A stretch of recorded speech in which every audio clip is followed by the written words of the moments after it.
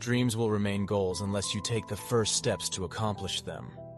Dreams are thoughtful goals, but without proper planning and execution, they become pipe dreams.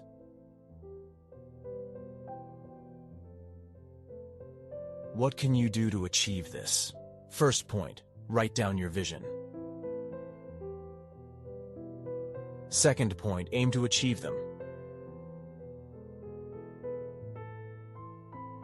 Third point, start with small goals and work your way up to big goals.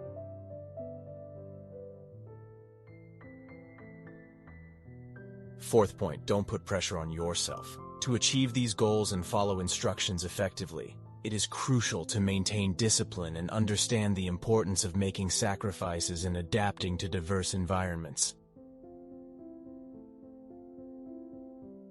This involves honing your time management skills, staying focused, and being open to new experiences and challenges. You may start a race, but by overcoming the challenge of life and the pressures of this world, you will achieve your dreams.